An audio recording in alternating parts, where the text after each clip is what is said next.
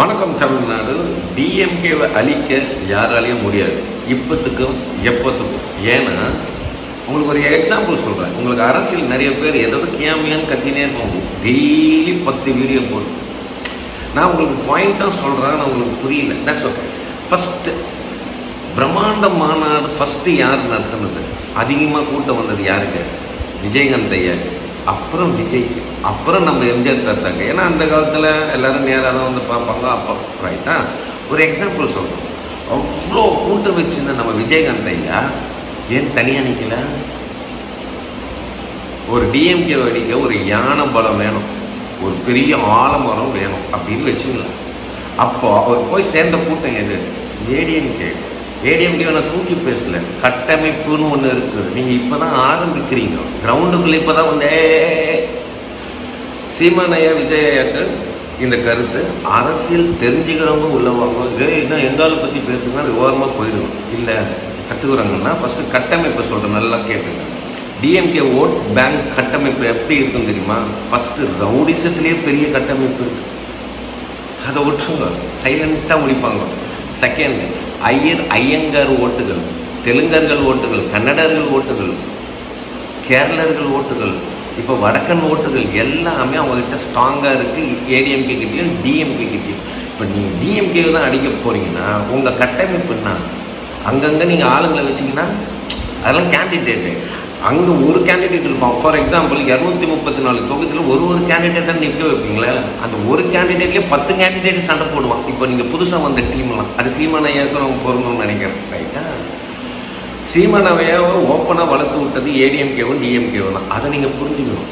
அவர் திட்டுவார் 2 பேரும். ஆனால் அவரை திட்டி வேற ஒருத்தர் வந்தாங்கன்னா அவரை இறக்கி விட்டுருவாங்க, நம்ம திருமாவளவன் ஐயாவை இறக்கி விட்டுருவாங்க. நல்லா புரிஞ்சுங்க, கட்டமைப்பு இருக்குப்பா. ஒரு கவுன்சிலர் பதவி இருக்குன்னு வச்சுக்கோங்க, நல்லா புரிஞ்சுங்க. டிஸ்டாக் டிஎம்கேன்னு இருக்கு. அந்த கவுன்சிலர் பதவிக்கு ஒரு கவுன்சிலரை கிஸ் பண்ணிட்டு ஒன்னொருத்தர் வருவாங்க. கதைலாம் தெரியுமா? கிரிட்டின் என்ன ஐயா கதைலாம். ஒரு டமாத்துண்டு சீட்டுக்கே உள்ள இருக்கிற ஆள் அவங்களே தூக்கும் போது அவங்க கட்சி அவங்க மரத்தை நீங்கள் கை வச்சா விட்டுருவாங்களா? விஜய் ப்ரோ சீமான் ப்ரோலாம் வந்து அவங்களுக்கு கொஞ்சம் ஃப்ரெண்ட்லி மாதிரி கொஞ்சம் சப்போர்ட் பண்ணியிருப்பாங்க சினிமாவில். அவங்க வளர்த்து விட்டுருக்குறாங்க, அதனால யாரும் சொல்லலை. பட் விஜய் ப்ரோ சொன்னது, அங்கிள் சொன்னது தப்பு இல்லை. ஆனால் அங்கிளை வச்சு நீங்கள் பெருசாக பேசுகிறீங்க. ஆனால் பெரிய தலைமையில் பார்த்துக்கினே இருக்கும். இன்னும் ஓவராக ஆடினே இருக்கிறாங்களே. தமிழா சிம்பிளாக முடிச்சு விட்ருங்க அப்படின்ட்டாங்கன்னா யார் முடிப்பானே உங்களுக்கு தெரியாது. நல்லா புரியும்னு நினைக்கிறேன் உங்களுக்கு. கூலிப்படையில் நிறையா இருப்பாங்க, எல்லா கட்சியிலையும் இருப்பாங்க சைலண்ட்டாக. ஆனால் இதெல்லாம் ரெண்டுமே பெரிய கட்சி, சைலண்ட்டாக. அதுக்கு மேலே பெரிய கட்சி காங்கிரஸ் பிஜேபிலாம் இருக்குது. முடிச்சுட்டு போயிட்டாங்கன்னா நீங்கள் 2 நாள் கற்றுவீங்க. என்ன பண்ணிடுவீங்க? அவங்கள ஆட்சி அவங்க கையில் தான் இருக்குது. என்ன பண்ணுவீங்க? தலைவர் போயிட்டார், முடிஞ்சிச்சா சொல்லி. அப்புறம் என்ன பண்ணுவீங்க? அப்புறம் நீங்களும் போய் ஏதாச்சும் ஒரு கட்சியில் தஞ்சம் அடைஞ்சிருவீங்களோ? கட்டமைப்பு பார்க்கணும். 60 வருஷம் கட்டமைப்பு ரெண்டுத்துக்கும் அமையும். நம்ம இதுக்கு ஒரு 30-40 வச்சுக்கோம், அது ஏடிஎம்கேக்கு. ஆனால் டிஎம்கேக்கு 60 வருஷம் மேலே ஒரு கட்டமைப்பு இருக்குது. தமிழில் ஜெயிக்க விடாமல் பண்ணது டிஸ்டாக் தான், நம்ம காமராஜ் ஜெயிக்க. ரைட்டா? அப்போ நல்லா யோசிச்சுக்கணும். காங்கிரஸ் எவ்வளோ பெரிய கட்சியாக இருந்தது தமிழ்நாட்டில். இப்போ எங்கே இருக்குது காங்கிரஸ்? யார் டாமினேஷனில் இருக்கா? இப்போ காங்கிரஸும் நம்ம விஜய் ப்ரோவும் கூட்டணி வச்சாலும் காங்கிரஸே ஒரு ஸ்பை மாதிரி யூஸ் பண்ணிடும் டிஎம்கே. உங்களுக்கு புரியுதா இல்லையா? இப்படிலாம் பண்ணுறாங்களா? அப்போ நைஸாக அங்கே போக அப்படி அரசியல் கட்டமைப்பு வேறு. ரசிகர் கூட்டம் எல்லாருக்கும் இருக்குப்பா. ஆனால் டிஎம்கேக்கும் ஏடிஎம்கேக்கும் ரசிகர் கூட்டம் இல்லை, வெறியர்கள் கூட்டம் இருக்குது. அதெல்லாம் லைவாக பார்த்தோங்க.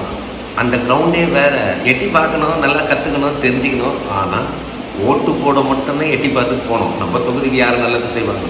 எங்கள் தலைவரை நாங்கள் காப்பாற்றுவோம் வருவோம். நீங்கள் வந்தீங்கன்னா உங்கள் தலைவரை உங்கள் கைவிட்டு போயிடுவாங்க. ஐயோ இல்லைப்பா, அது முடிஞ்சு வச்சு நிறைய சம்பவம் கர்நாடகா பார்த்துக்கணும்.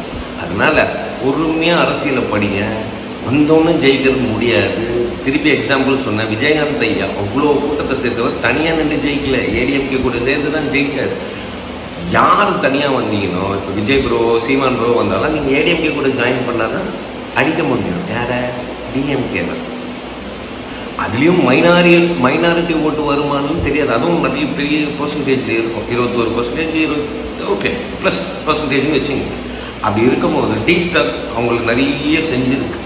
ஏடிஎம்கேவும் உங்களுக்கு நிறைய செஞ்சு 2 சைடில் பிரியும். ஆனால் ஏடிஎம்கே பிஜேபி கூட கூட்டணி இருக்கும்போது அந்த உள்ற ஓட்டு கூட இந்த சைடு போயிடும். கேல்குலேஷன் புரியுதா? உங்கள் கேல்குலேஷன்லாம் இங்கே ஒன்றுமே கிடையாது. You are freshers, they are masters. You understand? Rajini தலைவர் ஒன்று சொல்லியிருப்பார், இவ்வளோ பெரிய கட்டமைப்பு வச்சுக்கின்னு நான் ரசிகர் பட்டத்துக்குள்ளே உள்ளே வந்து என் ரசிகருக்கு காவு கொடுக்கறதுக்கு நான் விரும்பலை, அதனால தான் ஒரு எஸ்கேப் இருப்பார். அப்புறம் ஃபைனலி எல்லாரோட negative cinema, negative video recording எல்லாமே டிஎம்கே கிட்டேயே இருக்கும், ஏடிஎம்கே கிட்டேயே இருக்கும். என்ன பண்ணுவீங்க? ஒரு அளவுக்கு தான் பார்ப்பாங்க, நெரிக்காதீங்க, வெடிச்சிருவாங்க. அழகாக ஆட்டத்தை ஆடணும். அதுவும் ஒரு கூட்டணியை போய் தேர்வு பண்ணுங்க. ஏடிஎம்கே கூட பண்ணால் இது என்னோட சஜஷன், அரசியல் சஜஷன் இப்படி தான். இப்போ உங்களுக்கு 2 நாள் 3 நாள் விஜய் விஜய் விஜய் திருப்பி அதை தான் சொல்கிறேன். சைலண்ட்டாக ஏதோ பண்ணிட்டு போயிட்டாங்கன்னா என்ன பண்ணுவீங்க? உங்கள் தலைவர் காணாம போயிட்டாரு, என்ன பண்ணுவீங்க? அவ்வளோதான், தண்ணி ஊற்றுன மாதிரி ஆயிடுச்சா? யோசிங்க. திஸ் கிரவுண்ட் இஸ் கம்ப்ளீட்லி ராணுவம் பச்சையாக நடக்கும், சைலண்ட்டாக நடக்கும். ஒரு சேகர் பாபு ஐயாவை சமாளிக்க முடியுது அவங்களால? பல சேகர் பாபு ஐயா இருக்கிறாங்க சைலண்ட்டாக. யோசிச்சு கேம் விளையாடுங்க. அதனால் அழிச்சிருவோம், ஒழிச்சிருவோம். ஆட்டமே அங்கே வேறு. புரிஞ்சாங்க? கூட்டணி எது உங்களுக்கோ மக்களுக்கோ நல்லதுன்னு நினச்சி சேர்ந்து இனிமேல் பேசுங்க. தொண்டர்கள் அரசியல் இப்போ நீங்கள் கேண்டிடேட்லாம் நிற்க போகிறீங்க, விஜய் ப்ரோக்கும் சீமான் ப்ரோக்கும் தெளிவாக இருங்க. ஏன்னா சீமான் ப்ரோ அவருக்கு தெரியும், அவர் கீழே இருக்கிறவங்களுக்கு தெரியுமா இதெல்லாம்? எங்களுக்கு படிச்சாச்சியா. அதனால தான் கேமை வேடிக்கை பார்ப்போம். ஐபிஎல் மாதிரி நாங்களும் பிளேயர்னு உள்ளே வர மாட்டோம். ஏன்னா வளர்ந்துன்னு கொட்டை போட்டவங்களாம் எக்கச்சக்க பேர் எங்கள் வயசுலேயே இருக்கிறாங்க. அப்போ மேலிடலாம் கொஞ்சம் யோசிச்சிங்க. Play safe game, decent game for the people. Got it. ஓம் நம சிவாயா. ஆமீன். இன்ஷா அல்லாஹ். All the best.